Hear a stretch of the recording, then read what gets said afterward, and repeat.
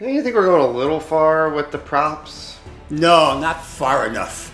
We're getting medieval here because it's our Viking heritage. All right, I'll show a little bit of enthusiasm.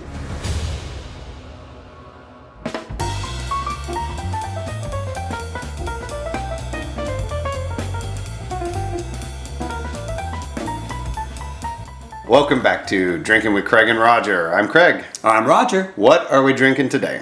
Today we are going to continue our exploration of our Viking heritage. Okay. The Vikings, are associated with drinking mead. Mm. And we talked about a Viking mead in our 44th video, Viking Blood. But that was for special occasions and celebrations. Mm. For everyday drinking, the Vikings had beer and ale. Nice. And so we're going to talk about Viking heritage ales. We don't have anything that Vikings made, but we have some beers here that have a relationship to a Viking heritage. Okay. Remember, I have about 20% Viking heritage in my blood, and you have at least 10. At least 10. And so what we have are two beers from Einstad Brewery, which is in Iceland. That is the home of Eric the Red and Leif Erikson. That's right. I'm familiar with both of them. And I think it might be pronounced Einstock. It could be. There's an umlaut over the O. I'm not sure that it's not pronounced the same way they do in German. So Right, true. Either way, whatever. Either way. There it is. But there you are, and everybody, I think, knows that the Vikings made it to probably Newfoundland. Yeah, it's really... In Canada? In Canada, and they had a settlement there that didn't last more than about 20 years or so. Okay. Anyway, so we have one there. We also have this Omnipot Bianca, which is from a brewery in Sweden. Okay. It's a microbrewery. Yeah. Founded in 2010. Okay. And they're called the Gypsy Brewery because they design the beer, but then they have it brewed by other breweries around the world. Like McKellar and Yeah. And so this one was brewed by the Crazy Mountain Brewery in Colorado. Oh, okay. All right. Okay.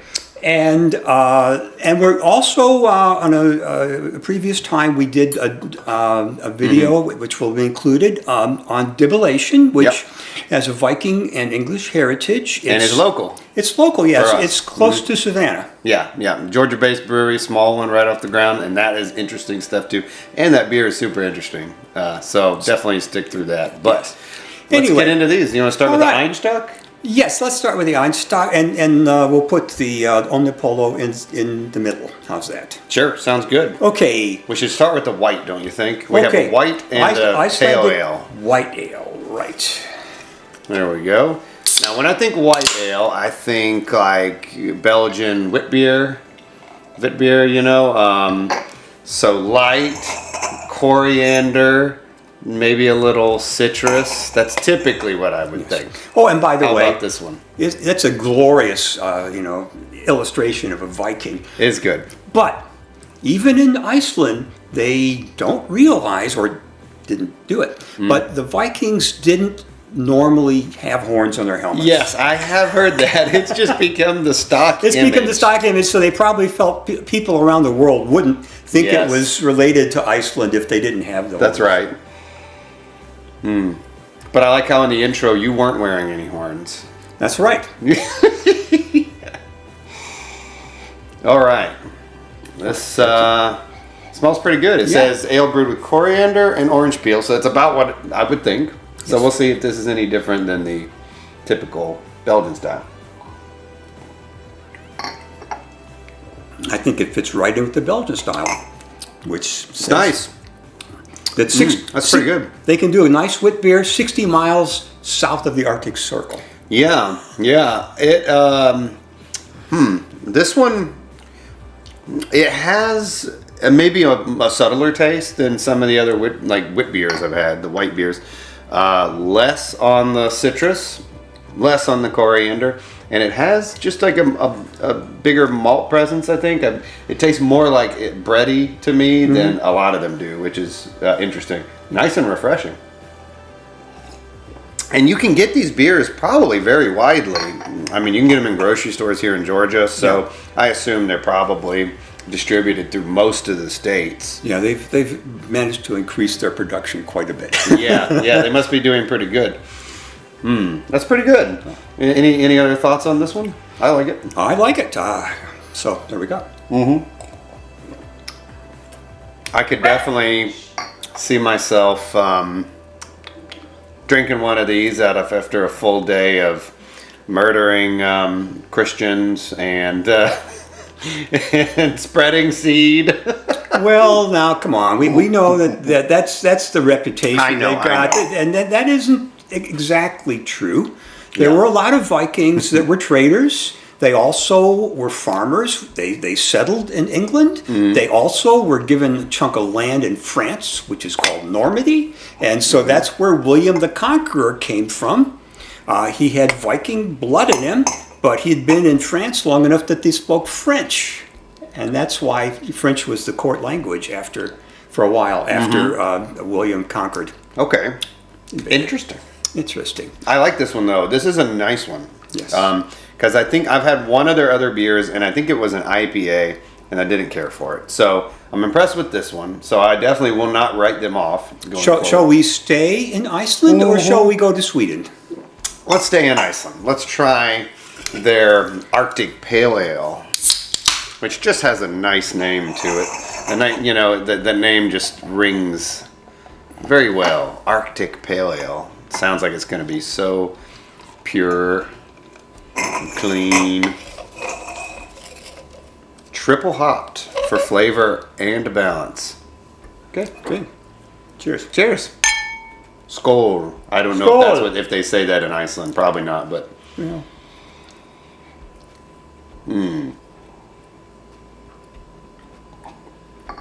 Nose was a little off on this one. Oh, it's very malty, though. Very malty. That was the nose, yeah. Malty.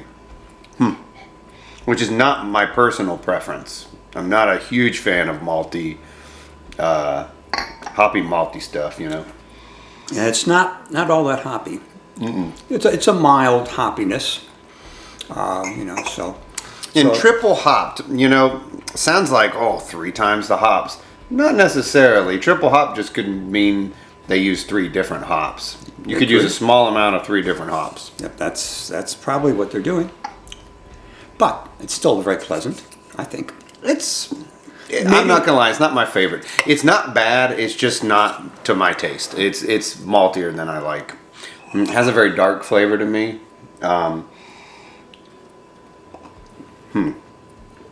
That's probably because in the winter their nights last a very long time. Now, this would be, if it were really cold, this would be good. It's a winter beer. Yes, this feels like a winter beer, which is interesting. I mean, it's 5.5% and it's a pale ale, but it's definitely okay. I'll say it goes with their theme. I think it feels like a colder, more significant beer. So I get that. White's still my preference between the 3 that I've had from them, but they do make some interesting stuff, some good stuff. It's worth picking it up if you see it. I think so. For sure. So then let's give this puppy a whirl here. Now, what is the style of this? This is, Omnipot Bianca. Ale. I got it. I'm going to read it. Okay. Ale with natural flavor and lactose added. Okay. So it might be hazy. I think that lactose is how they get the milkshake component in a lot of beers. Yeah. What else did you find? Well, they say it's a mango lassi gosa. Yeah, lassi is an Indian-based kind of, nowadays usually it's a little bit more of a dessert, and it is creamy, milk-based, almost yogurt-based, so that makes sense. So they're going for, it almost sounds Indian-inspired with mango, and then they're using the lactose to create the lassi kind of effect. So interesting. Let me finish this guy. I'm ahead of you. This is making up. As usual. For We won't use it. for our Elysian Brewing Company video, where you were ahead of me 3 times in a row. Yes. Anyway. Okay, he who does the talking lags behind. That's right. So here we go. Cheers. This should be interesting. That's a crazy one. Yeah, I can smell. Swedish mad scientist made this. Concocted it. It's a little cloudy. It's not milkshakey at all. Yeah, it's not citrusy or salty. It's sweet. It's not salty. Yeah, sweet. I just get... It's sweet, but also tart, but lightly tart. And a little funky. The mango taste is not really strong, and neither is the I don't get it at all. lacty taste. It's good. It's very nice. It's good. It's good I'm stuff. just trying to analyze what I'm tasting. It's good. It has a lengthy finish to it too. I'm still tasting it. Oh yeah, That's a good sign. This is a nice beer. It's an interesting one, and it's not crazy in that you don't taste it and you're like, "Whoa, what's going on here?" Like this is a good flavor. Yeah, from what I can understand, most of the Omnipolo beers have a lot of fruit and other kind of stuff in Okay, it, I like that sometimes for sure. When it's incorporated well, I really like it. This is a good one. Yeah, I'm a fan of this. I can tell that this is pretty high level stuff going on here. Forgot to mention. I think maybe if you were to drink that whole bottle kind of in one sitting, you'd start picking out some other stuff. I think it's one of those ones where you can pick out some different flavors. Yeah. Nice. I would recommend this one. I'll look for more of their stuff because this is interesting, and I like their label design. Oh yeah, their labels are very nice. The contract brewery did a good job, so I might have to look into them, see what else they do. That's something for the future. I didn't catch the ABV on this. Yeah, that's a good question. It doesn't taste very strong. Let's see if I can find it on here. 6%. Okay. So, that's about what it tastes. This is very drinkable. People who like sours, this might not even be sour enough for them.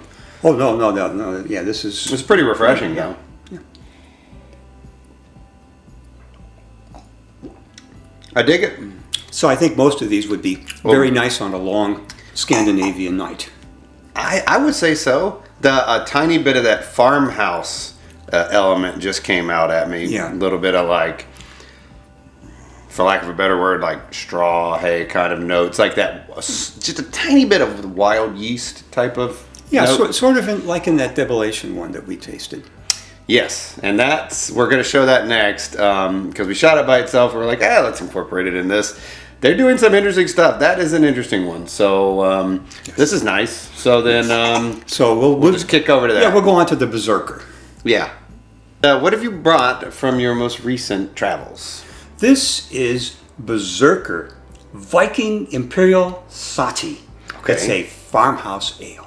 Okay. It's made by the Dibellation Brewing Company. Yeah, that's new to me. For sure. It is. It was new. It was new to me too. We were driving up 95 from Amelia Island in Florida. Okay. And we got to Richmond Hill, and there was this big billboard. Richmond Hill, Georgia, right, which I've never even heard of. Well, you can't go very far north of Amelia Island and not be in Georgia because it's right there at the border. Yeah. Anyway, but I never heard of it, and I looked for breweries in the Georgia brewery map. Just before we left, so surprise.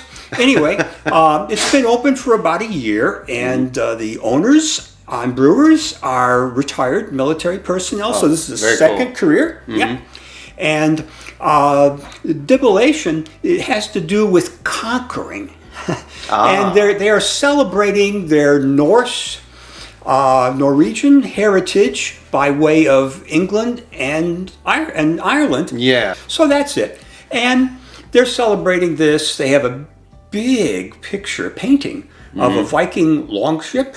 Okay. And in the brewing part of their stuff. And it's very nice. They have some other brews, not exclusively Viking related, but they have Heathen Hazy IPA. The Vikings were noted to be heathens. Yes. And they have a double Drecky Imperial IPA, which Drecky is Norwegian for dragon.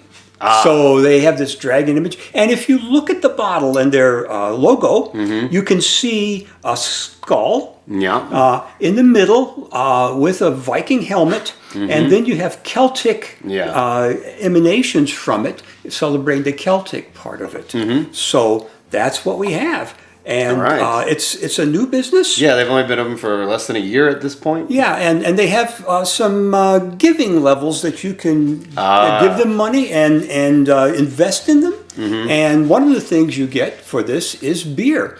And if you give them $1,500, you can have a beer a day there for the rest of your life. Okay. Perpetual beer. You would do it if you lived down there. You would do it. I know you would do it. Well, you have to live close, Exactly. Or maybe, and it's in sort of an industrial area, so people that work nearby, well, they could stop by, right after work. So yeah, it'd be great. Yeah. Anyway, we talked to the owner, and it was wow, interesting nose. So, which beer is this? This is the Berserker. Okay. Viking Imperial Sati. Sati. Which is a farmhouse ale. Okay. It has rye and malt in it, and it also has juniper berries. Interesting. And as far as I understand, it's the oldest continuing brewed beer in the world. Yeah, it's been they never stopped making this style. Yeah. Right. Interesting. And we looked it up. It's 10.1% alcohol, I think. It's a big boy. Yeah. And it has a big, complex nose. Yeah. Wow. It's really interesting. Yeah, there's more than malt in there, that's for sure. There's a lot going on. It has a Belgian type of nose to me, but when you taste it, first thing that hits me is actually kind of a little bit of funky, slightly vinegar type sour notes to it. Very, very, very slight.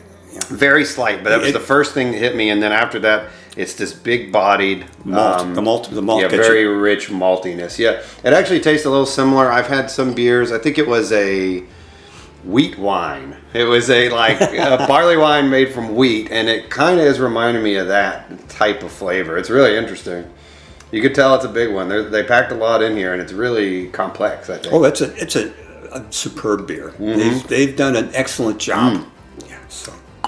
Wow, there's a lot in there to try to describe. Makes me want to give them $1,500 so I can get one of these every day. I told you would do it if you lived over there. Man, other little notes in here. I mean, geez. Yeah, maybe some Belgian candy sugars. Maybe, I don't know. I don't taste any hops that I can, and the juniper berries are very sparsely in there. It's very hard to taste. But there is a little bit of a bitter element. It's almost just a slight tartness, almost, but it's not. I wouldn't describe it as hoppiness, but no. I don't know. This one's a tough one to describe. I'm impressed how interesting it is, and you can tell it's well made. So, and props to them for the somewhat obscure style. Yeah, and I failed to say that the only way you can get beer away from the brewery is to get it in a growler. Makes sense. Draft only at the moment. Having a hard time describing it, but it's interesting stuff.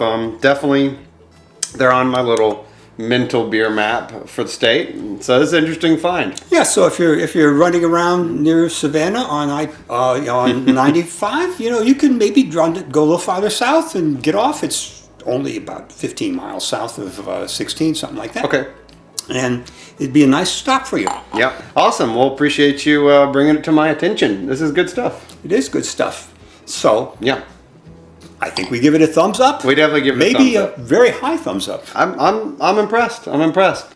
All right, so we've looked at a variety of kind of Nordic things. We did the Icelandic white and pale ale. We did the Swedish mad scientist beer. And then we showed the Georgia boys doing some really interesting stuff down there at Dibellation. So it's interesting stuff. It's fun to dive into this area of genealogy and history, and they're making some good beers. So Yes, and it gave me a chance to use some of my props. yes, it did. My favorite part was how you're like, can we just shoot this? I'm getting hot. You might want to cut that out. If it was real chainmail, we would put it on you and you just crumple to the ground, I think. Yeah, probably weigh about 30, 40 pounds. Yeah. All right. Well, thanks for bringing them. This is great. Definitely Next time, and do like us. And if you have any questions, just send them to us, and we'll do our best to address them. Anything you want to see, we may try. Absolutely. For your pleasure. So, Skål, cheers, Skål. etc.